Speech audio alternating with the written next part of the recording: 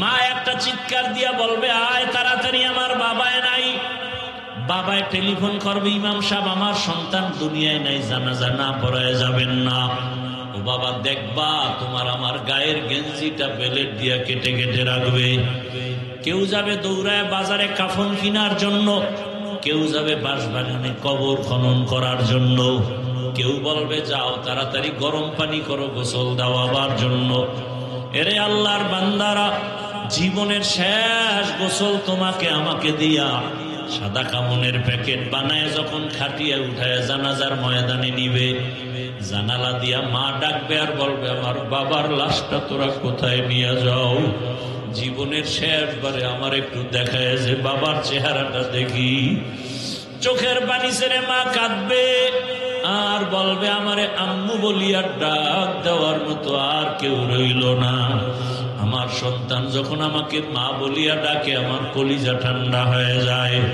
ও আল্লাহর বান্দারা, কবরে রাখার পরে সবাই যখন চলে যাবে, ওই কবরে তোমার কই বন্ধু, কই মা, কই বাবা কেউ নাই।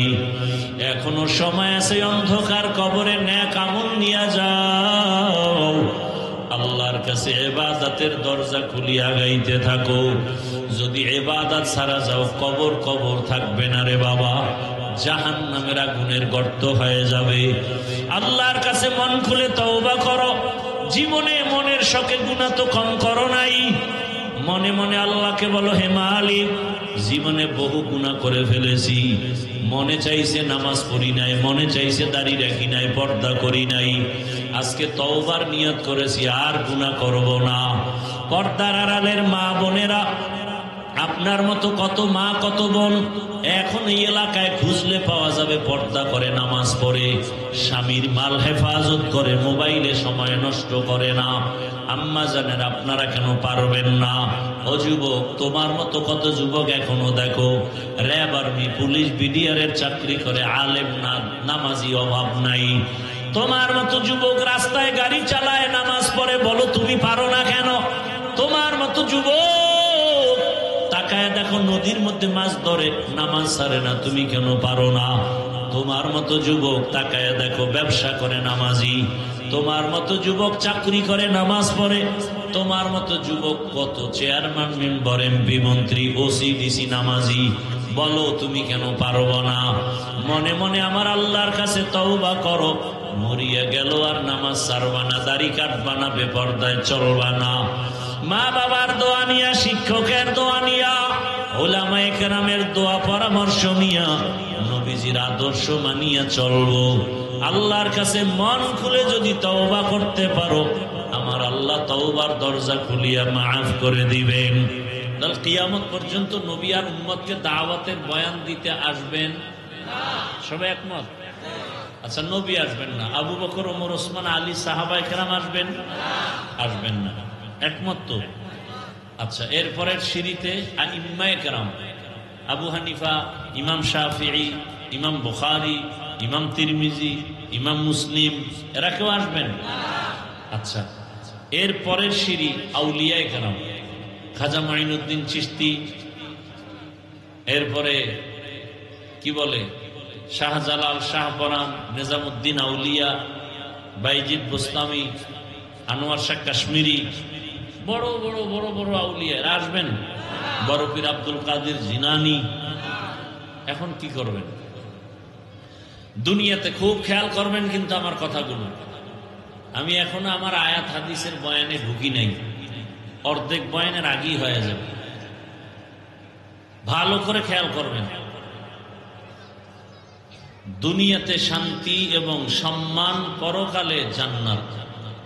দুনিয়াতে এবং সম্মান, পরকালে দোনোটা চান না কি ভাই? দুনিয়াতে শান্তি, সম্মান, পরকালে। এই যে জান্নাতের ঠিকানা দরকার, শান্তি কোন দিকে গেলে, কোন কাজ করলে পাবো? ব্যক্তি হিসাবে শান্তি কোথায় পাই? সংসারে শান্তি, চলাফেরায় শান্তি, ব্যবসায় শান্তি, চাকরিতে শান্তি।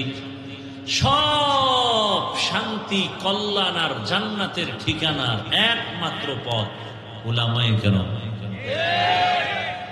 কিয়ামত পর্যন্ত আপনাদেরকে, এই জাতিকে দুনিয়াতে সম্মান শান্তির পথ দেখাবে এবং জান্নাতেরও পথ দেখাবেন একমাত্র ওলামায়ে কেরাম। আর কেউ এ দুনিয়ায়ও কল্যাণের পথ দেখাবে না, আখিরাতেরটা তো দেখাবেই না। দুনিয়ায় আপনাদের শান্তির পথ কেউ দেখাবে না, একমাত্র পথ দেখাবে ওলামায়ে কেরাম, কোরআন হাদিস ইসলামের ব্যানারে। কথা একমত? হ্যাঁ, খুব খেয়াল করিয়েন। সত্য কথা আপনি না মানলেও অন্তত সমর্থন করিয়েন যে হ্যাঁ এটা সত্য। কিয়ামত পর্যন্ত এই দুনিয়াতে কিভাবে আপনারা শান্তিতে বসবাস করবেন এই পরামর্শ আপনাদেরকে আলেম ওলামা ছাড়া ভিন্ন কেউ দিবে না, দিবে না, দিবে না। সব স্বার্থপর, সব ধান্দাবাজ, সব চান্দাবাজ। একমাত্র আপনাদের নিরেট নির্ভেজাল কলিজার আপন উলামায়ে কেরাম, আর বাকি সব স্বার্থপর। এরা শান্তির পথ দেখাবে না। দেখাবে কোথায়? শান্তির পথই হলো ইসলাম। ইসলাম ছাড়া শান্তির কোনো পথ। কথা বুঝেননি? আল্লাহ বুঝার তৌফিক দান করুন। আচ্ছা, আর একটু প্রশ্ন করি, কষ্ট হবে না তো ইনশাআল্লাহ? রাগ আসবে না তো? আচ্ছা, আমরা যে কোরআন মানি, আপনারা কোরআন মানেন, হাদিস ইসলাম। আচ্ছা, আপনারা যে ইসলাম কোরআন হাদিসটা মানেন, এটা সর্বদিক থেকে কি পরিপূর্ণ নাকি কিছু দিকের দুর্বলতা আছে? দুর্বলতা একটু আছে না? নাই? আর একটু খোলামেলা বলি, কিয়ামত পর্যন্ত যত মানুষ আসবে, সমস্ত মানুষের দুনিয়ার লাইনে যত সমস্যা হতে পারে, সব লাইনের সমস্যা কি কোরআন হাদিস ইসলামে আছে? এখন বুঝেন নাই মনে হয়? জীবনের সব বিষয়ের সমস্যার সমাধান কোরআন হাদিস এবং ইসলামে আছে না নাই? আংশিক না পরিপূর্ণ? সব বিষয়? আমার মনে হয় না। আপনাদের জবাব থেকে আমার খুব ভয় লাগতেছে। সঠিক বলছেন? সঠিক? আপনাদের কথায় ভেজাল নাই না? আমি তো জানি আপনারা একটু ভেজাল করেন। চায়ের দোকানে এখানে সেখানে বলেন ইসলামে রাজনীতি নাই। এখন কোন বিধর্মী জিজ্ঞাসা করতেছে, ভাই তোমাদের ইসলামটা কেমন? আমরা কি বলবো? পারফেক্ট, পাওয়ারফুল এবং সফট। ইসলামের মতো সহজ ধর্ম পৃথিবীতে আর নাই। শান্তির ধর্ম পৃথিবীতে আর একটাও। বিধর্মী বলে তোমাদের ইসলামটা দেখতে চাই, জানতে চাই। মানুষের জীবনের সব লাইনের সমাধান আছে? বলে হ্যাঁ। বলে আমাকে বুঝাও তো। বলে অর্থনীতির সমাধান আছে, সমাজনীতির সমাধান আছে, পারিবারিক সমাধান। এইবার আপনি বলবেন রাষ্ট্রের ব্যাপারে আমাকে ইসলামটা একটু দুর্বল। কি রাষ্ট্রের সমাধানের বেলায় ইসলাম কোরআন একটু দুর্বল? কি বলেন? বলেন ইমান, এখানে ইমানের পরীক্ষা। রাষ্ট্রের ব্যাপারে কোনো সমাধান ইসলামে নাই।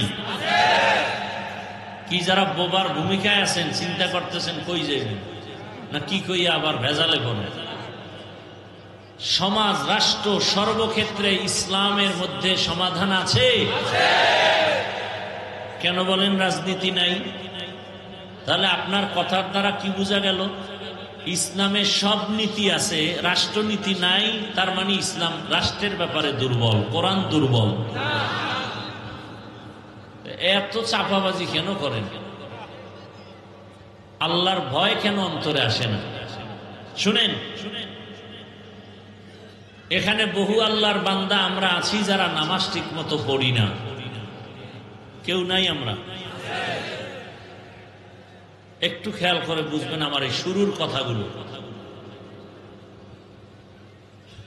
আচ্ছা, এখানে অনেকেই আমরা আছি নামাজ পড়ি না। এখানে একটা ভালো পয়েন্ট মনে রাখবেন, নামাজ পড়ে না আর একজন নামাজ পছন্দ করে না, দুইজন সমান। যে নামাজ পড়ে না তাকে গালি দেয়া যাবে না, তাকে হিংসা করা যাবে না, তাকে দেখলে সালাম দিতে হবে, সে মুমিন। আর একজন নামাজ পছন্দ করে না, তাকে ছাড় দেওয়া যাবে না। কেন? সে বেঈমান। বুঝাইতে পারি নাই? আপনি দাড়ি রাখেন না, আমাদের মধ্যে যারা দাড়ি আমরা রাখি না, গালি দেওয়া যাবে না, বরং তাকে সালাম দিব, বুকে লাগাবো। কিন্তু কেউ যদি বলে আমি দাড়ি পছন্দ করি না, তাকে ছাড় দেওয়া যাবে না। যে দাড়ি রাখে না সে মুমিন, যে পছন্দ করে না সে তাজা বেঈমান। ব্যবধান বুঝছেন তো? যে দাড়ি রাখে না তার অন্তরে আগ্রহ আছে, রাখবে, সে মুমিন। আর যে বিরোধিতা করে সে কি? বেঈমান, রাখার আগ্রহ নাই। পর্দার বিধান আপনি পর্দা পালন না করলেও মানেন, কিন্তু পর্দা করেন না, আপনাকে গালি দেওয়া যাবে না। আপনাকে মহাব্বতের সাথে বুকে লাগাবো, সালাম দিব, কিন্তু পর্দার বিরোধিতা করলে ছাড় দেওয়া যাবে না। কথা বুঝছেন? আপনি ইসলামের রাজনীতি করেন না, কোনো ঝগড়া নাই, দ্বন্দ্ব নাই, সালাম আগে দিব, বুকে লাগাবো, নাস্তা খাওয়াবো, বুঝাবো, গালি দিব না, কিন্তু বিরোধিতা করলে ছাড় নাই। ব্যবধান বুঝছেন? হ্যাঁ, বুঝটাই ঠিক করা। বয়ানের মূল টার্গেট বুঝ ঠিক করা। বয়ান তো সবাই পারেন, বুঝের অভাব। বুঝ যেদিন ঠিক হয়ে যাবে তখন স্কুলে পড়লেও দাঁড়িয়ে রেখে দেবে। বুঝটা ঠিক হয়ে গেলে ডাক্তার হলো, নামাজ ধরে ফেলবে। আর বুঝ যতদিন ঠিক হবে না ততদিন পর্যন্ত হুজুর হইলেও বেপরদায় চলবে। কি? আল্লাহ হেদায়েত দান করুন। এবার আরো একটু কথা বলি। গোটা দুনিয়াটাকে পরিচালনা করেছেন সুলাইমান নবী। কোনদিন শুনছেন? শুনেন নাই? এই ঘটনা কোরআনে আছে। মিশরের অর্থমন্ত্রী হইয়া দায়িত্ব পালন করছেন রাষ্ট্রের ইউসুফ নবী। শুনছেন? ঘটনা কোরআনে আছে। গোটা দুনিয়াটা পরিচালনা করছেন বাদশাহ জুলকারনাইন। শুনছেন? আমার রসুল মদিনার রাষ্ট্র পরিচালনা করেছেন। শুনছেন? ঘটনা ইসলামে আছে। কেন বলেন রাষ্ট্রের ব্যাপার ইসলাম দুর্বল? আপনার ইসলামটাকে খাটো করেন কেন? আপনি যে ইসলামের দাবিদার মুসলিম, আপনার ইসলামকে আপনি ছোট করেন কেন? আপনি রাজনীতি ইসলামেরটা করেন না, সেটা ভিন্ন। কিন্তু ইসলামের রাজনীতি নাই বলা যাবে না, বরং পৃথিবীতে শ্রেষ্ঠ এবং পবিত্র রাজনীতি মানে ইসলামী রাজনীতি। যেই নীতির মধ্যে কোরআন নাই, রসুলের আদর্শ নাই, সেটা রাজনীতি নয়, দুর্নীতি আর পেট নীতি।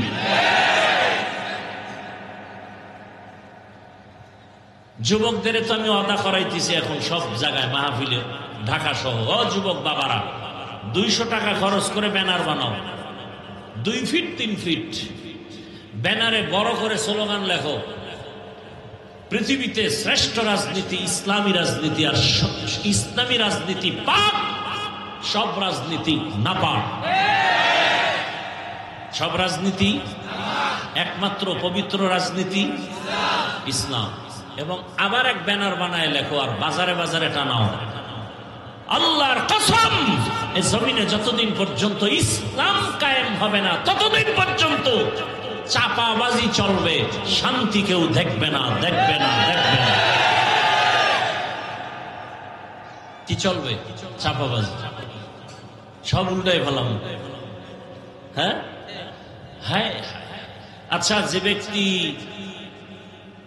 মদ পান করে তার দিমাগ খুব পাক। চট্টগ্রামে মদ পান করে তো জিকির করে না? হ্যাঁ, মদ পান করলেই বউরে মা কয়, দিমাগ পাক। যে ব্যক্তি 3 বেলা খায়, বিড়ি টানে, গাঞ্জা খায়, সারা রাত মোবাইলে জেনা করে, চোখের জেনা, কানের জেনা, অন্তরের জেনা, জবানের জেনা, নারীর উপরে হামলা করে, ধর্ষণ করে, গরিবের উপরে জুলুম করে, রক্ত চুষে খায়, এমন ব্যক্তির দিমাগ পাক না না পাক? এর চরিত্র ফুলের মতো পবিত্র হলে কাঠটা খারাপ, আমাকে হুজুর গোটা খারাপ। আল্লাহ হেদায়াত দান করে। একটা উদাহরণ দিয়া আমার মূল বয়ানে যাই না। লঙ্গির ভিতরে গোবর লাগছে, গোবর চিনেননি? গোবর ইন্ডিয়া থেকে আসে। এখন লঙ্গিতে গোবর লাগার কারণে লঙ্গি পাক না নাপাক? এই নাপাক গোবর দূর করতে হলে কি লাগবে? একজনে খুঁজতে খুঁজতে খুঁজতে খুঁজতে আধা ঘন্টা পানি পায় না, চান্দি গরম। একজনে কয় ভাই এত মেহনত করো কেন? পানি তো তোমার কাছেই আছে, তোমার নিজের কাছেই তো পানি আছে। ওই পানির নাম কি? প্রস্রাব। এই পেশাবের পানি দিয়ে তো গোবরটা ধুয়ে দিতে পারো। আরে ভাই এই বুদ্ধিটা আধা ঘন্টা আগে হয়েছিল, ঘুরতে ঘুরতে মাথা গরম, পানি পাই না। সত্য সুন্দর একটা পরামর্শ আমাকে দিছো। এই লোকটা প্রস্রাব দিয়া গোবরের নাপাক ধুইয়া ফেলছে লঙ্গির। আপনাদের ধারণা মতে কেমন পাক হলো? নাপাক আরো ছড়াইল। যার নামাজ নাই, রোজা নাই, সুদ খায়, ঘুষ খায়, মদ পান করে, ধর্ষণ করে, জুলুম করে, এমন নাপাক ব্যক্তিকে যদি বলো আমার এই এলাকা, আমার এই ঘরটা পাক করো, তাহলে পাক হবে না, নাপাক আরো ছড়াবে। বুঝাইতে পারছি? আমি বুঝাইতে পারছি, আপনি বুঝতে পারছেন কিনা এটা আল্লাহ ভালো জানে। আল্লাহ হেদায়াত দান করুন। আমি যে আয়াত পড়ছি, হাদিস পড়ছি, তরজমাটা বলি, তারপরে কিছু ব্যাখ্যা। ওয়ামা খালাকতুল জিন্না ওয়াল ইনসা ইল্লা লিয়াবুদুন। আল্লাহ বলেন আমি জিন ও ইনসানকে সৃষ্টি করি নাই, হ্যাঁ করেছি আমার ইবাদতের জন্য। নবীজি বলেন লা তাআতা লি মাখলুকিন ফি মাসিয়াতিল খালিক। আল্লাহকে অসন্তুষ্ট করে পৃথিবীর কারো হুকুম মানা হারাম। খেয়াল করিয়েন, এটা হলো তরজমা। আল্লাহকে বেজার করে, অসন্তুষ্ট করে ভিন্ন কারো হুকুম মানা কি? তরজমা শেষ। ব্যাখ্যা কি করব? মন করা একটা করলে হবে না। নবীজি হাদিস বলছেন, ব্যাখ্যা করছেন, সাহাবায়ে কেরাম শুনছেন, তারাও ব্যাখ্যা শিখাইছেন। শিখাইতে শিখাইতে আজ পর্যন্ত যে ব্যাখ্যা আসছে, সেই ব্যাখ্যা আল্লাহকে অসন্তুষ্ট করে পৃথিবীর ভিন্ন কারো হুকুম মানা হারাম মানি হলো আল্লাহকে বেজার করে মা বাবার কথা মানা হারাম, আল্লাহকে বেজার করে পীরের কথা মানা হারাম। এখন একজনে দাঁড়ায় যদি কা হাফিজ ভাই পীরের কথা মানা হারাম কত নাম্বার আয়াতে আছে? এরকম বহু তারসের আছে, হুদা জায়গায় ফেস লাগাই দিয়েছে, আছে না? ভালো করে বুঝলো। আল্লাহকে বেজার করে নেতার কথা মানা হারাম, আল্লাহকে অসন্তুষ্ট করে নেত্রীর কথা মানা হারাম।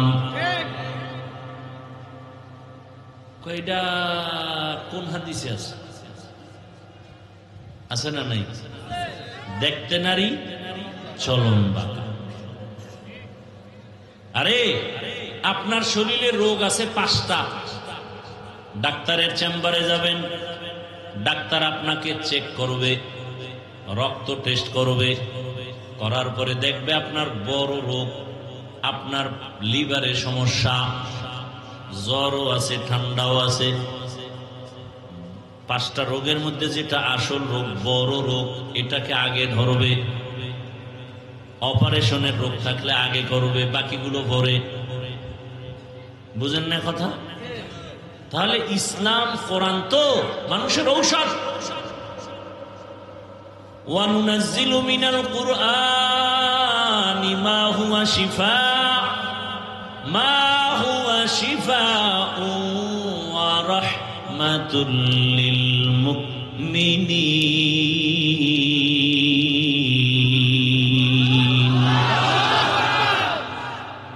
আল্লাহ বলেন আমি কোরআনে যা অবতীর্ণ করলাম এটা আমার ঔষধ। ঔষধ সেবন করে যারা রোগী তারা, সুস্থ মানুষ কখনো ঔষধ সেবন করে না। তাহলে দুনিয়ার সবাই রোগী, দুনিয়ার সব মানুষ রোগী কেন বলে? ঈমান নাই। কত ঈমান আলারাও কি রোগী? বলে হ্যাঁ। কেন? বলে ঈমান আছে, আমল নাই। এরা আমলের অভাবের রোগী। ঈমানও আছে, আমলও আছে, তারাও কি রোগী? বলে হ্যাঁ। কেন? বলে ইখলাসের অভাবের রোগী, তাকওয়ার অভাবের রোগী। সব রোগীদের রোগের ঔষধ হলো কোরআন। তাহলে আমাদের বয়ানের মূল টার্গেট ঈমানের কি কি রোগ আছে, এর মধ্যে বড় বড় রোগগুলো আগে ধরব।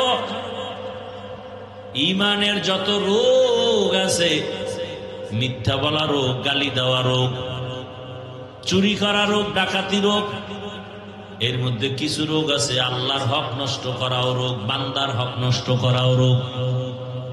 এর মধ্যে বড় রোগ হলো যারা বান্দার হক নষ্ট করে।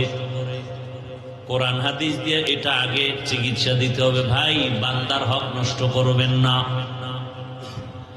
আরো যত রোগ আছে এর মধ্যে বড় বড় রোগ, সুদের রোগ, ঘুষের রোগ। যারা সুদ খায়, ঘুষ খায়, আগে তাদের কোরআন হাদিস দিয়ে বুঝাইতে হবে এই রোগ থেকে বাঁচো।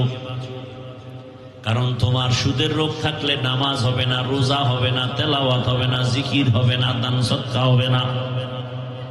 বরং আল্লাহ ঘোষণা দিয়েছেন, বেঈমান রেডি থাক, আমি আল্লাহ তোর সাথে যুদ্ধ করার জন্য রেডি। যারা সুদের সাথে জড়িত, 24টা ঘন্টার সেকেন্ডে সেকেন্ডে সেকেন্ডে সেকেন্ডে অল টাইম তার গর্ভধারিণী কলিজার মায়ের সাথে জেনার গুনাহ, জেনার গুনাহ, জেনার গুনাহ। না খাইয়ে মরে গেলেও তুই অন্যায় করা উচিত না। এজন্য আল্লাহর রাসূল বলছেন, আল্লাহকে বেজার করে ভিন্ন কারো আদেশ নিষেধ মানা যাবে না। এক কথায় জবাব, দুনিয়ার সকলকে বেজার করা সম্ভব, আমার আল্লাহকে বেজার করা সম্ভব না। আল্লাহকে বেজার করব না কেন? আল্লাহ আপনার আমার উপরে অনেক দয়া করেছেন, যেই দয়া মা করে নাই, বাবাই করে নাই, শিক্ষক করে নাই। আল্লাহ এই পরিমাণ দয়া করেছেন, এখনো করতেছেন, আরো করবেন। দুনিয়াতেও করবেন, মরণেও করবেন, কবরেও করবেন, হাসরেও আল্লাহ দয়া করবেন, যেই দয়ার কোনো শেষ নাই। ওয়া ইন তাউদ্দু নি'মাতাল্লাহি লা তুহসুহা। যে আল্লাহ তো দয়া করলেন, একই মায়ের সন্তান, একই মায়ের সন্তান, ভাই বোনের মধ্যে কারো চোখে সমস্যা, কারো পায়ে সমস্যা, কারো জবানে সমস্যা হতে পারেনি।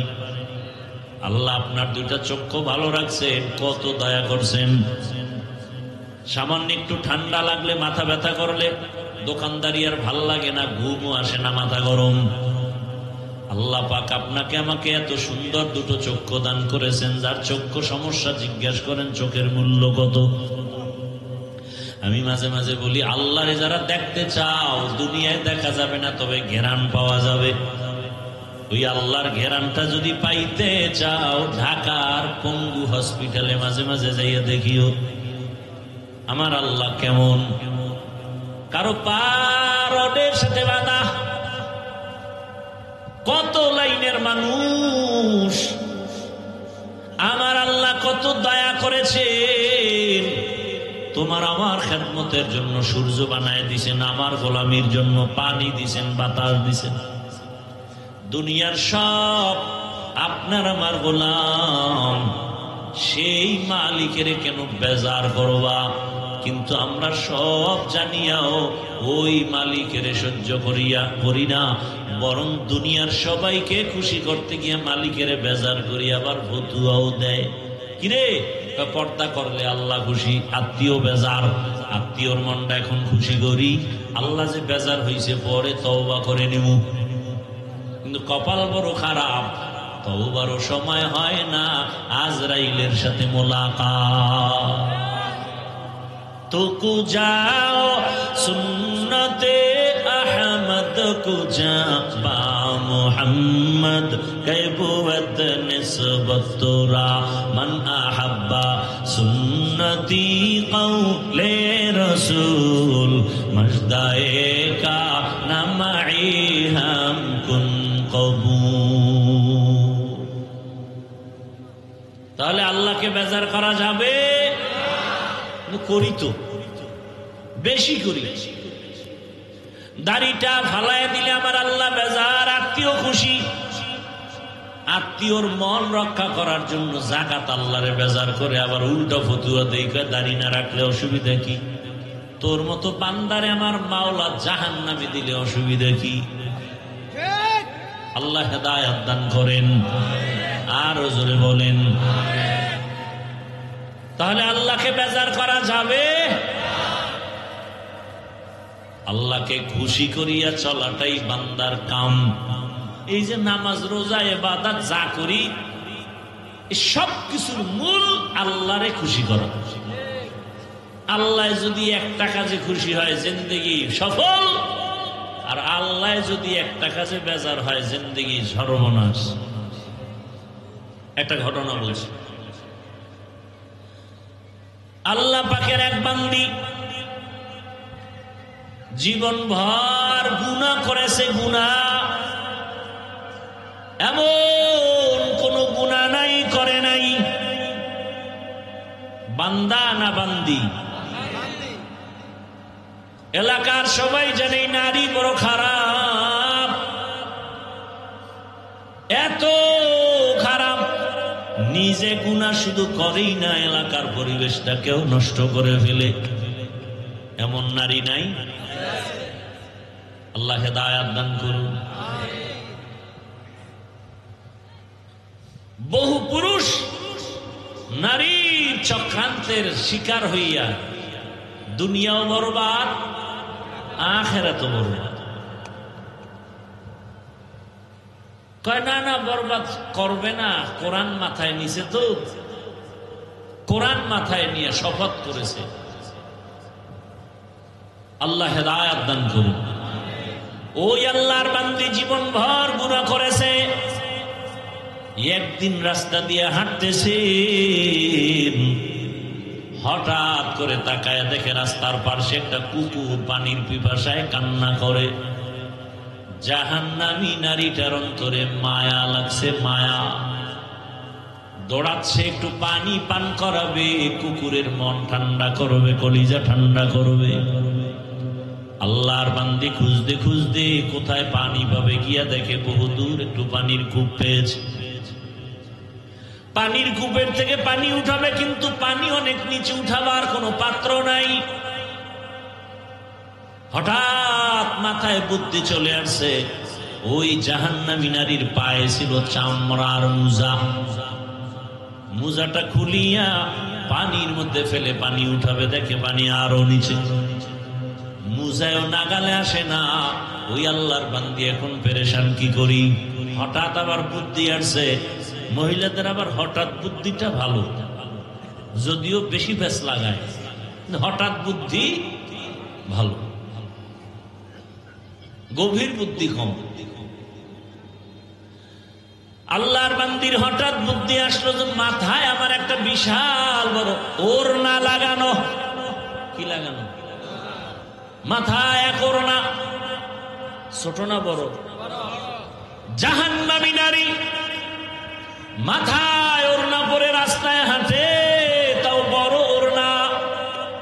আর আমার দেশের বোনেরা ওড়না নাই, ওড়না নাই, বড় তো পরের কথা, যাও পরে তা গলার মাফলা বানায় ফ্যাশন হিসাবে, পর্দা করে না। পর্দা করে না। আর এমন সোনার বাংলাদেশে জন্ম নিলাম যে পর্দার জন্য বাবার অধিকার নাই সন্তানকে চাপ দিবে। মেয়ে যদি বলে আমি ওড়না পরব না, বাবা চাপ দিয়ে ওড়না পরাতে পারবে না, তো বাবা আসামি হয়ে যাবে। এগুলো আমাদের মুসলিম দেশের হালাত। আরে অকৃতজ্ঞ জাতি, আলেমকে বারবার গালি দাও। আজকে জমিনে আলেম ওলামা যদি না থাকতো, তাহলে হায়ওয়ান জানোয়ারের চরিত্র থেকেও মানুষের চরিত্র খারাপ হয়ে যাবে।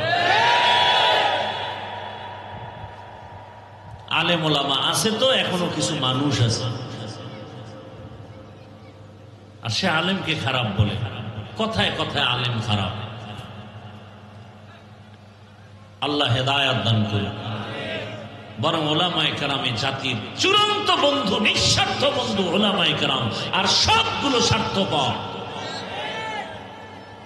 ওলামায়ে কেরামে জাতির কলিজা দিয়া ঝাঁপায় পড়ে, নিজের ছেলে মেয়ে পরিবারের চিন্তা করে না, অল টাইম উম্মত নিয়ে ফিকির। দাওয়াত তাবলীগওয়ালারাও ফিকির করে, পীর সাহেবরা উম্মত নিয়ে ফিকির, বক্তারা উম্মত নিয়ে ফিকির, জুমার মসজিদের ইমাম ও খতিবের উম্মত নিয়ে ফিকির। এত পরিমাণ প্রচেষ্টা চালায়, নিজের চিন্তা নাই, বাড়ির চিন্তা নাই, খানার চিন্তা নাই, উম্মতের চিন্তা। এই জাতির কি উপায় হবে? যে কোনো ক্লান্তি লগ্নে আলেম ওলামারা ময়দানে আসে। এই আল্লাহর বান্দারা, আপনি না মানলেও কথাটা ওভার 100 সত্য লিখে রাখবেন। এই জমিনে মানুষের কল্যাণে আলেম ওলামারা যতবার মাঠে আসছে, প্রত্যেকটা আন্দোলনে তারা সফল হয়েছে।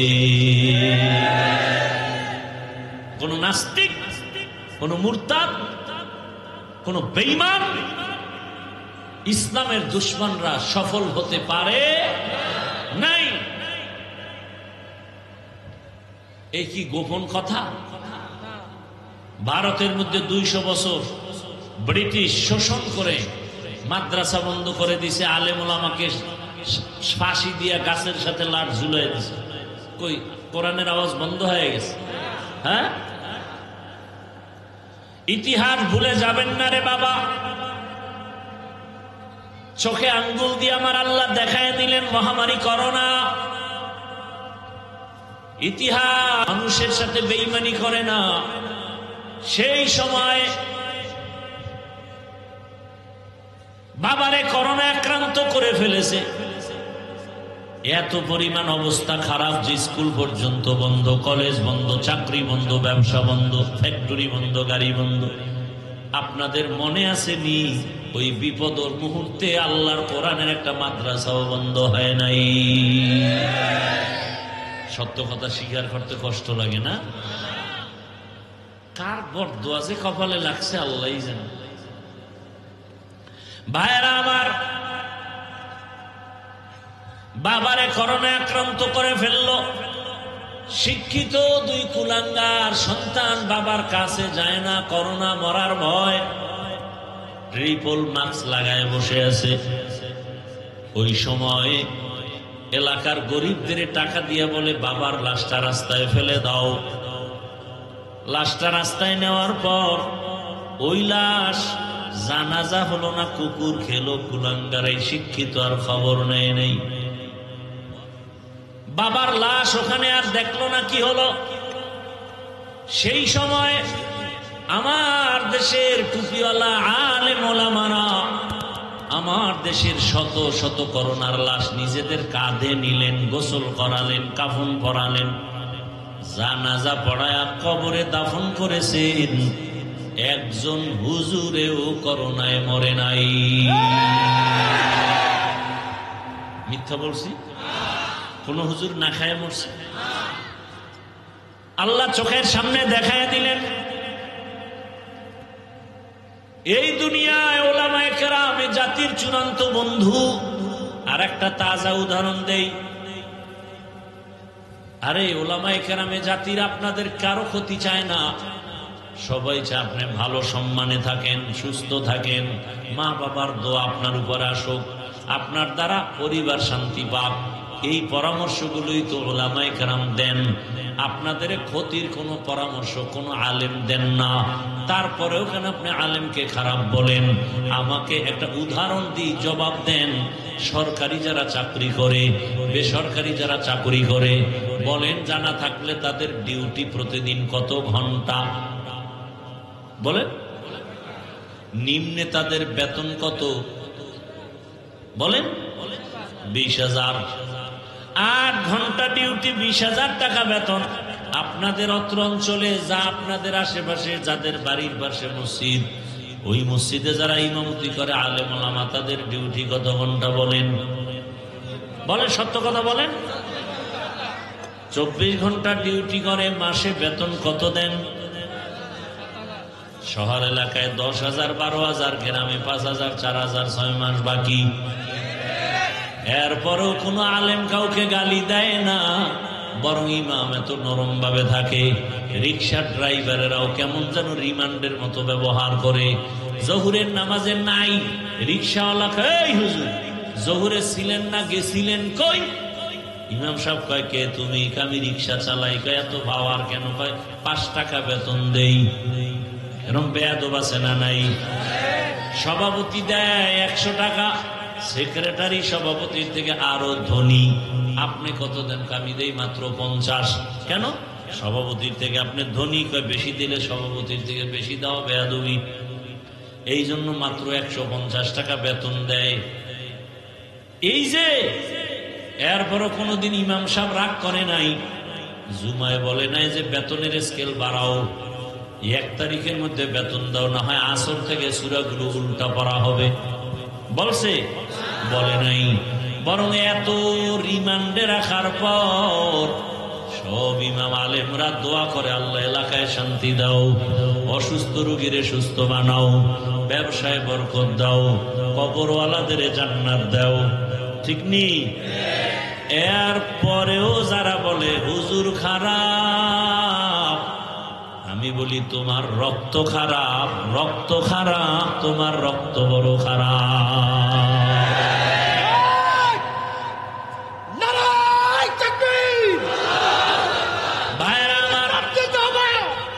ভাইরা আমার, এজন্য বললাম, আমি যদি এভাবে একটা একটা সারা রাত আমি আপনাদের শুনাইতে থাকি, শেষ করা যাবে না। কিন্তু কপাল বড় খারাপ, বুঝার চেষ্টাও করি না, বুঝিও না, বুঝার চেষ্টাও করি না, বরং উল্টা বিরোধিতা করি। ঠিক নেই? কিন্তু আলেম ওলামারা ভোর রাত্রে কান্না করে, আল্লাহর কাছে সবার জন্য দোয়া করে, ও আল্লাহ প্রত্যেকটা মানুষকে তুমি হেদায়াত দাও, তোমার একটা বান্দাও যেন কষ্ট না পায়। ওরে ব্যবসায়ীর জন্য দোয়া। কোন আলেম ব্যবসায়ীর উপরে জুলুম করে না, কোন আলেম কোন মানুষের সাথে খারাপ আচরণ করে না। প্রথমেই যে কথাটা বলে সালাম, মানে শান্তির দোয়া করে। এরে নবীরা আশিক, ওই আল্লাহর বান্দি জাহান্নামী নারী মনে আছে? পানি উঠাবার জন্য পায়ের মোজা খুলল, এরপরে মোজার সাথে ওড়নার এক অংশ দিয়া বাঁধলো, এরপরে পানি উঠাইয়া কুকুরের পান করালো। নবীজি হাদিসে বলতেছেন, ও সাহাবায়ে কেরাম, মহিলা জাহান্নামী, কিন্তু কুকুরকে পানি পান করানোটায় আল্লাহ এত খুশি। মনে আছে কোন কথার থেকে আনছিলাম? সব ইবাদতের মূল বিষয় কি?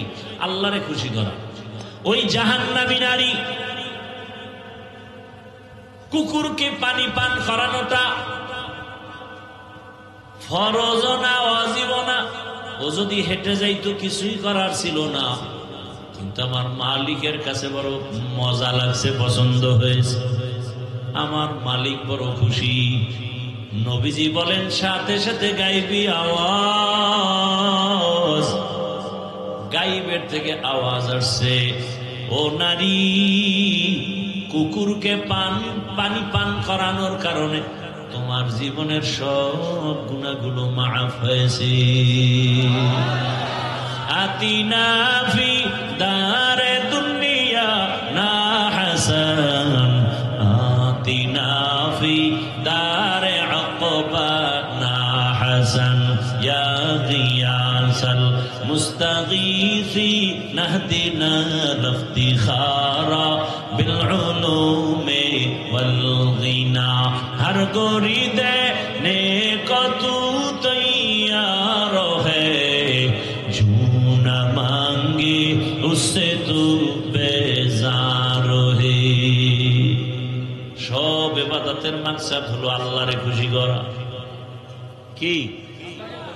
আল্লাহরে খুশি করলে কত লাভ।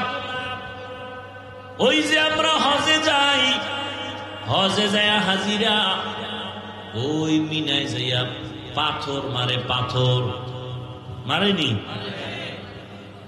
7টা করে পাথর মারে, 3টা পিলার, ওখানে শয়তান তো নাই।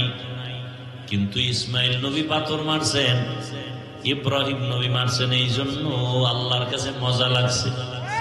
আল্লাহ স্মৃতি হিসাবে কিয়ামত পর্যন্ত কায়েম রাখছে। বাইতুল্লাহ যারা উমরায় যায়, বাইতুল্লাহটা তাওয়াফ করার পর সাফা মারওয়ায় সাই করা লাগে, 7টা চক্কর দেওয়া লাগে। নবীজি একদিন চক্কর দিয়া মুস্কি হাসেন আর কয়, ও আল্লাহ, কি জন্য তুমি আমাকে এই কষ্টটা দিলা? আম্মাজান ইসমাইল নবীর মা হাজেরা যদি দৌড় না দিতেন, আল্লাহ এই আইন কোথা থেকে আনতেন? কেন করলেন? দৌড়াইতে অনেক অনেক কষ্ট, 7টা চক্কর দিলে খবর হয়ে যায়। আমরা জুয়ানরাও পারতে বড় কষ্ট লাগে। ওই সাফা মারওয়ার সাই, আল্লাহ কয় হাজেরা দৌড় দিছেন, আমার কাছে বড় ভালো লাগছে, মজা লাগছে। আমি হাজেরার দৌড়ে খুশি। আমি আল্লাহ এটাকে স্মৃতি হিসাবে কিয়ামত পর্যন্ত রাখছি। যেই হাজি ওমরা করো আর হজ করো, হাজেরার দৌড়ের জায়গায় যদি দৌড় না দেও, হজ কবুল হবে না। ভাইরা আমার, তো আল্লাহ খুশি হওয়া এটাই আমার মাকসাদ। এজন্য আল্লাহ বলেন, ওয়ামা খালাকতুল জিন্না ওয়াল ইনসা ইল্লা লিয়াবুদুন। আমি মানুষ ও জিন বানাই নাই। খেয়াল করেন, আমার তেলাওয়াতকৃত আয়াতের অল্প 5-10 মিনিটে মোনাজাত দিয়ে দিই। আল্লাহ তাআলা বলেন, আমি জিন ইনসানকে সৃষ্টি করি নাই, হ্যাঁ করেছি ইবাদতের জন্য। ঘুরাইয়া বললেন কেন? ডাইরেক্ট যদি বলতেন ইবাদতের জন্য মানুষ বানাইছি তো হতো। ঘুরাইয়া বললেন কেন? ফিউলুল হাকিম লা ইয়াখলু আনিল হিকমা। হাকিমের কোন কাজ হিকমত থেকে খালি না। আল্লাহ বুঝাইলেন, মানুষ তোমার অন্তর আর জেহেনটাকে পুরা খালি করো, তোমারে বানানো হয় নাই। এটা মাথায় ঢুকে এবার একটা কথা ঢুকাও, তোমাকে বানানোর একটাই মাত্র কাজ, জিন্দেগিতে তোমার আর কোনো কাজ নাই।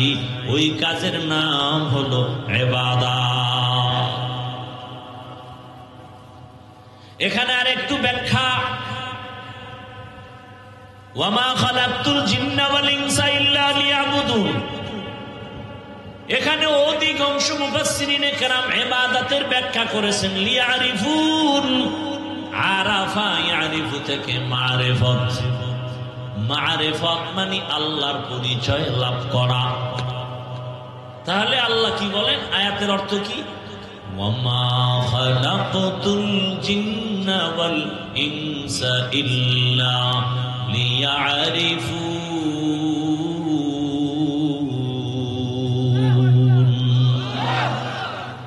আল্লাহ বলেন, আমি মানুষ ও জিন বানাইছি মারিফত অর্জনের জন্য। মারিফত মানে পরিচয় লাভ করা। কার পরিচয়? এখন প্রশ্ন, যদি মারিফতের জন্য আমগো বানায় থাকে তো ডাইরেক্ট মারিফতের কথা বললেন না কেন? ইবাদত বইলা ঘুরাইয়া বললেন মারিফত কেন? ইবাদত বললেন কেন? ডাইরেক্ট মারিফত বলতেন। মুফাসসিরিনে কেরাম এখানেও জবাব দেয় যে আল্লাহ যে মারিফত মাকসাদ নিয়ে ইবাদত শব্দ দিয়ে বলছেন, উদ্দেশ্য নিছেন মারিফত।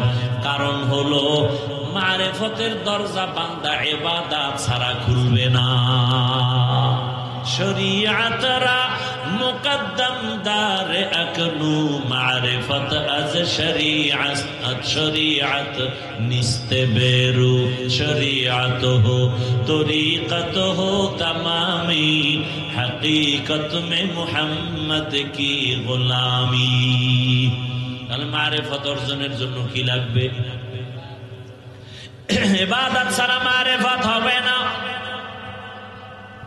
আর আমার আল্লাহ গায়বের মালিক জানতেন এই জমিনে এমন একটা সময় আসবে মানুষ ইবাদত ছাড়া মারিফতের দাবি করবে। বর্তমানে আমগো সোনার বাংলায় বহু মারেফতের সম্রাট আছে, ইবাদত নাই, আছে না নাই? কারণ নামাজের বদল নামাজ একবার পড়লেই হয়। এটার আবার গান বানাইছে, নামাজ পড়ো মুসল্লি, নামাজের কি রাখো ডর, যেই নামাজে জান্নাত পাবি সেই নামাজ কোথায় তোমার। যেই নামাজে জান্নাতে যাবি সেই নামাজ পড়বি, হুদা পড়ে লাভ কি? এই জন্য কয় আমরা একবার হরি পড়লে এক নামাজ দিয়ে জান্নাতে যাব। আল্লাহর ভাগ্য কি, আল্লাহর কুদরত কি যে ওই সান কভাইল্লা মরার আগে নামাজের টাইম পায় না আজরাইল হাজির। আল্লাহ বুঝাইলেন শরীয়ত ছাড়া, ইবাদত ছাড়া মারিফত হবে না। অতএব যারা শরীয়ত আর ইবাদত বাদ দিয়া মারিফতের সম্রাট হবে, এটা মারিফতের সম্রাট না, এরা সব মরার পথের সম্রাট। এদের কাছে গেলে দুনিয়াও মরণ, আখিরাতেও মরণ। দুনিয়ায় মরণ, আখিরাতে মরণ। আবার লাল কাপড় টানাইছে, লাল কাপড়, কথা হয় কি কাপড়? লাল কাপড় লাগাই কই? ভালো জায়গায় লাগায়। অ্যাম্বুলেন্সে কি লাগায়? কথা কন না কেন? সিগন্যাল দিতে আছে, রেড সিগন্যাল। একজনে হুজুরে আমাকে বুঝাইছে, কিয়ামতের দিন ওরা চালাক তো। আল্লাহ জিগে, ভাই এই মানুষগুলোর তুই ধ্বংস করলি কেন? তুই যে মারিফতের সম্রাট দাবি করলি ইবাদত ছাড়া। আল্লাহ, এটা আমি যা করছি দুনিয়া পাওয়ার জন্য, ওরা আসছে কেন? আমি তো লাল কাপড় দিয়ে রেড সিগন্যাল দিয়েই রাখছিলাম। কি? আমি তো রেড সিগন্যাল দিয়েই রাখছি, এদিকে আসবি না। ভিতরের অবস্থা কিন্তু ভালো না। ইবাদত ছাড়া মারিফত কোনোদিন হবে না, খোদার কসম। যেমন গাভীর দুধ ছাড়া মাখন পাওয়া যায় না, ঘি পাওয়া যায় না, ছানা পাওয়া যায় না, ইবাদত ছাড়া মারিফত অর্জন হবে না। ব্যাখ্যা করব না, আরো সময় আছে, আরো ব্যাখ্যা করেছি আমি, এখানে আর করব না, টাইম নাই, আপনাদেরও ধৈর্য নাই। শুনেন, আমি ইবাদতের জন্য যে আল্লাহ বানাইছেন, খেয়াল করেন। তিনটা কথা এখানে আছে, এই তিনটা কথা বলতে কতটুকু সময় যাবে জানি না, যতটুকু তাড়াতাড়ি পারি বলবো। ইবাদতের জন্য আল্লাহ বানাইছেন, তাহলে আপনার আমার জীবনে কাজ কয়টা? নাম কি? এখন আমি জানবো ইবাদত কি, ইবাদত কেন, ইবাদত কিভাবে, ইবাদত কি আমার জানতে হবে। অনেকে বলে মসজিদে ঢোক, তাসবিহ হাতে ল, পাগড়ি লাগা, জিকির কর, ইবাদত ফাইনাল, আর বাইরে কোনো ইবাদত নাই। ভালো করে বুঝেন ইবাদত কি, ইবাদত কেন, ইবাদত কিভাবে। তিনটা কথার জবাব নেন। এক নম্বর জবাব, ইবাদত কি? বাস্তব জীবনে প্রত্যেকটা মানুষের জন্য আল্লাহর হুকুম বাস্তবায়ন করার নাম ইবাদত। প্রত্যেকটা ক্ষেত্রে আল্লাহর হুকুম কায়েম করার নাম।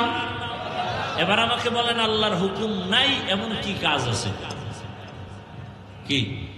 বাথরুমে গেলে বুঝি আল্লাহর হুকুম নাই, ব্যবসা আল্লাহর হুকুম নাই, চাকরিতে আল্লাহর হুকুম নাই। তাহলে আল্লাহর হুকুম বাস্তবায়ন করার নাম ইবাদত। দুনিয়ার সব কাজ আমার আল্লাহর হুকুম মতো করো তো ইবাদত হবে।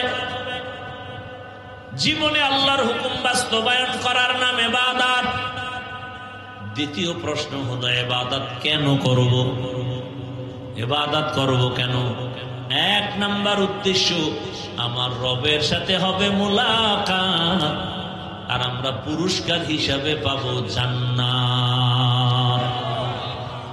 ইবাদতের মূল টার্গেট কার সাথে? মুলাকাত, রবের সাথে মুলাকাত, পুরস্কার পাবো জান্নাত। রবের সাথে মুলাকাত করা আমার মাকসাদ। আমি আবার রবের সাথে মুলাকাত করব। রবের সাথে মুলাকাত না করার ইচ্ছা থাকলে তোমার ইবাদতের কোনো প্রয়োজন নাই। রবের সাথে মুলাকাত দুনিয়ায় হবে না, পরকালে হবে। তবে দুনিয়ায় পাইবা আল্লাহর কুদরতের ঘেরান। আল্লাহর কুদরতের ঘেরান পাইতে হলে তোমার নাক ঠিক করো। আবার আল্লাহর কুদরত মাঝে মাঝে দেখবা, দেখার জন্য তোমার চক্ষু দুইটা ঠিক করো। তেরা আয়না আলমে রঙ্গ বুহে, যেধার দেখতা হো ধার তু হি তু হে। আল্লাহর মুলাকাতের জন্য ইবাদত করো। কিভাবে করবা? এর জবাব হলো, জীবনে তুমি যা করবা, যা বলবা, সব ইবাদত হতে হবে নবীজির আদর্শ অনুযায়ী। নবীর আদর্শ ছাড়া জীবনে যা করবেন কোনো ইবাদত হবে না, কাজেও লাগবে না। নবীর আদর্শ মেনে ঘুমায় যান ইবাদত, নবীর আদর্শ মেনে খানা খান ইবাদত, নবীর আদর্শ মেনে বাথরুমে যাবেন ইবাদত, নবীর আদর্শ বাদ দিয়া নামাজ পড়বেন, কাজে লাগবে না। তা কেমন? একজনে মাগরিবের নামাজে দাঁড়ায় চিন্তা করলো, 3 রাকাত বেজোর হইরা লাভ কি? আল্লাহকে আরো 2টা সেজদা দিয়া জোর বানায় 4 রাকাত পড়ি। হবে? হবে না। কেন? বলে নবীর আদর্শে নাই। একজনে 30 রোজা রাইখা আবেগ বেড়ে গেছে। আল্লাহ যদি 12 মাস রোজার হুকুম দিতেন সব রাখতাম। অন্তত যদি নাও পারি ঈদের দিন রাখি। ঈদের দিন রোজা রাখলে কেমন সওয়াব? কি হারাম? কেন? বলে নবীর তরিকায় নাই। নবীর আদর্শ মানিয়া তুমি ব্যবসা করো ইবাদত, নবীর আদর্শে পানি পান করো ইবাদত, নবীর আদর্শে জুতা পরবা ইবাদত, নবীর আদর্শে তুমি ঘুমাও ইবাদত, নবীর আদর্শে হাসো ইবাদত, নবীর আদর্শে কান্না করো ইবাদত, নবীর আদর্শ মতে বিবাহ করো ইবাদত, নবীর আদর্শে চাকরি করো ইবাদত। ও আল্লাহর বান্দা, জুতা তো আমিও পরবো, আপনারাও জুতা পরবেন, ইবাদত বানাইয়া পড়েন, কষ্টের কিছু নাই। আরে আপনাদের চোখের সামনে তো দেখতেছেন আমরা ইবাদত বানাইয়া করতে গিয়া কই কষ্ট তো দেখি না। ও আল্লাহর বান্দা, আল্লাহর মোহাব্বত লাগবে, না হয় বুঝ কোনোদিন ঢুকবে না। জুতা কেমনে পরবেন? নবীর আদর্শ মতো বড় ইবাদত। বলে কেমনে? ডান জুতায় ডান পাও আগে ঢুকাও, এরপরে বাম জুতায় বাম পাও ঢুকাও, ঢুকাইয়া যখন কদম দিবা ডান পাও দিয়া বিসমিল্লাহ বলে কদম দাও। নবীর আদর্শ ইবাদত। বাথরুমে যাও, কোন পা দিয়া? বাম পা দিয়া ঢুকবা। খালি পায়ে যাইও না, খালি মাথায় যাইও না, খালি মাথায় খালি পায়ে বাথরুমে যাইও না। মাথায় কাপড় দাও, না হয় টুপি দাও, না হয় একটা গামছা লাগাও, একটা কাপড় দিয়া যাও, জুতা পরিয়া যাও, দোয়া পইরা যাও। কোন দোয়াও যদি না পারো, শুধু বিসমিল্লাহ বলে ঢুইকা যাও। ইনশাআল্লাহ সুন্নাত অনুযায়ী বাথরুমে যাও, কোনোদিন বাথরুমে দুর্ঘটনা হবে না। দুর্ঘটনা হয় না? অনেক লোকের হয়, পড়িয়া শীত হয়ে গেছে, মাথা ফেটে গেছে, অনেক মানুষ মরিয়া গেছে। বাথরুমে যাইয়া কেমনে বসবা? ইসলাম কত সুন্দর, নবী তাও শিখাইছেন। বাথরুমে যখন বসবা, হাঁটুর উপরে কাপড় উঠাইবা না এবং বাম পায়ের উপরে ভর করে বসবা। নবীর আদর্শ মতো বসিয়া পানি খরচ করিয়া এরপরে তুমি আবার ডান পা দিয়া বের হইয়া আলহামদুলিল্লাহ বলে দোয়া পড়ো। পুরা না পারলে অন্তত আলহামদুলিল্লাহ বলো। তোমার বাথরুমের সময়টাও ইবাদত হিসাবে হবে। তুমি ঘুমাইতে যাও ইবাদত অনুযায়ী। ও বাবা, তুমি পানি পান করবা, আমিও পানি পান করব। পানিটা পান করো তুমি বাম হাতে নিয়ে, 1 টান দিছো, আধা লিটার নাই, ওই পানি আমিও পান করব। পিপাসা নিবারণের জন্য আমি ডান হাতে নিব। 1 বোতল পানি আধা লিটার 1 টানে পান করব না, 3টা ধাপে পানি পান করব। নবীর আদর্শ অনুযায়ী হলো ইবাদত হয়ে গেল। এখান থেকে মোনাজাতের পরে বাড়ি যাইয়া সবাই ঘরে গিয়া ফ্রেশ হবে। ফ্রেশ কি হবে? ফ্রেশ। ফ্রেশ হইতে গিয়া কি করবে? পাও ধুইবে, হাত 2টা ধুইবেন, এরপরে চেহারাটা ধুইবেন। এই তো আমিও তাই করব, একটু বাড়ায়া করব। আমি পুরো চেহারাটা সুন্দর করে ধুইয়া, হাতের কলু পর্যন্ত ধুইয়া, পায়ের টাকনু পর্যন্ত ধুবো, আমারটা ওযু হয়ে যাবে। এই দেখছেন এনে কষ্ট কি? আপনিও ধুইলেন, আমিও ধুইলাম, আমারটা ওযু হয়ে গেল, আমার শরীর পাক হয়ে গেল। ভালো করে মনে রাখবেন, এখন কিন্তু বাথরুম হলো জিন শয়তানের আড্ডাখানা বাথরুম। এজন্য আমাদের ওলামায়ে কেরামরা বাথরুমে ওযু পর্যন্ত করতে নিষেধ করেন। বলে ওযুখানা আলাদা বানাও, না হয় একই বাথরুমের মধ্যে যদি বাথরুম এক জায়গায় থাকে তোমার, আর গোসলখানা ওযুখানাও থাকলে মাঝখানে পার্টিশন লাগাও, বাথরুম আলাদা, কিছু না পর্যন্ত পর্দা লাগাও, বাথরুম আলাদা ভাগ করে দাও, গোসলখানা ওয়াশরুম আলাদা ভাগ করো, একই জায়গায় ভাগ করো, পর্দা লাগাও। কারণ বাথরুম হলো জিন শয়তানের আড্ডাখানা। আর এখন কিন্তু জিন ভূত বাইরে গেছে, ঘরে ঘরে জিনে ধরে, জিনে ধরে, জিনে ধরে। কেন? ওগো থাকার জায়গা বাঙালি খাইতে ফেলাইতেছে, জঙ্গল খাইতে বাড়ি করে, ওরা যাবে কইকে মানুষের ধর। এবার তোমারে ধরে, আউলা জাউলা চলো, তবে তুমি তাবিজ লাগবে না, কসম করে বলি তাবিজ লাগবে না। অল টাইম ওযুর সাথে যারা থাকবে তাদের কোনো জিন ধোকা দিতে পারবে না, কোনো কুফুরি তাবিজেও ধরবে না। কি করতে হবে? সব সময় ওযুর সাথে থাকবেন।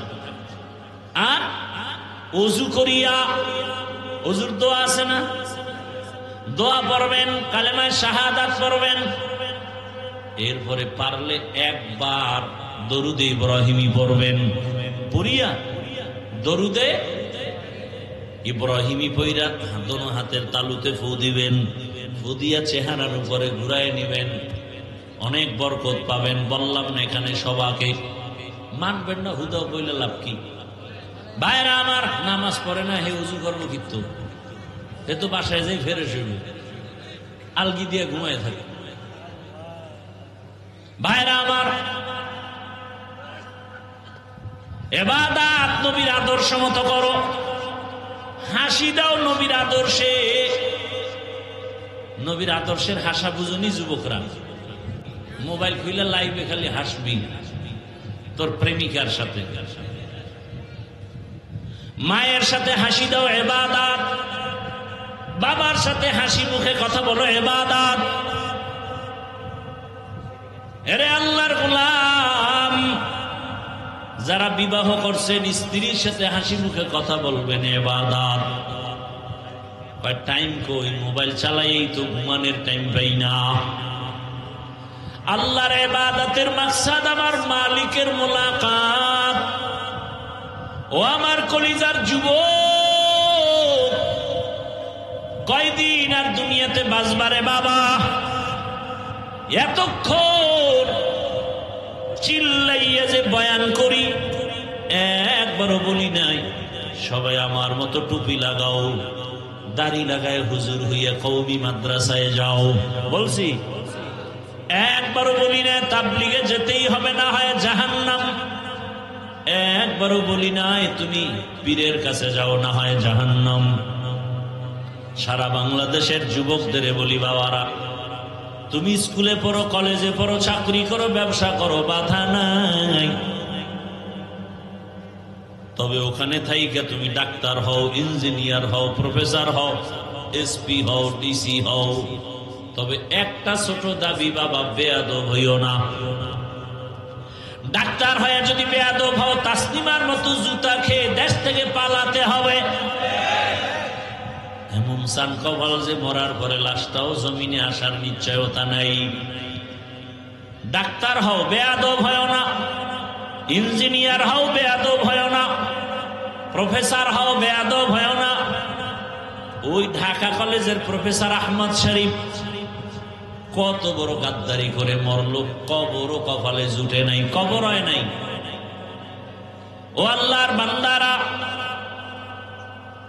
বলতে পারো হাফিজ ভাই ডাক্তার হব বেয়াদব হব না, ইঞ্জিনিয়ার হব বেয়াদব হব না, প্রফেসর হব বেয়াদব হব না। তার ব্যাখ্যা কি? ব্যাখ্যা হলো 3 জায়গায় বেয়াদবি করা যাবে না। 1 নাম্বার মা বাবা, দ্বিতীয় শিক্ষক, তৃতীয় তোমার উলামায়ে কেরাম। এই 3 জায়গায় বেয়াদবি যদি করো, তোমার জীবনটা মরার আগেই ধ্বংসের পথে চলে যাবে। ও আমার যুবক বাবারা, রাস্তায় অনেক পাগল মাঝে মাঝে দেখি উলঙ্গ ইংলিশে কথা বলে, অনেক পাগল দেখি উলঙ্গ আরবিতে কথা বলে। চিন্তায় পড়ে গেলাম, পাগল কেন ইংলিশ বলে? আসলে ইংলিশ শিখে নাই, বরং লেখাপড়ার জীবনে ভালো ছাত্র ছিল, বেয়াদবি করিয়া রাস্তার পাগল হয়ে গেছে। এজন্যই বলি বাবা, মা বাবার সাথে বেয়াদবি যদি করো আর মা বাবায় যদি ব্যথা পাইয়া একটা নিঃশ্বাস ছাড়ে, তোর জীবন ধ্বংসের জন্য এই নিঃশ্বাসটাই যথেষ্ট।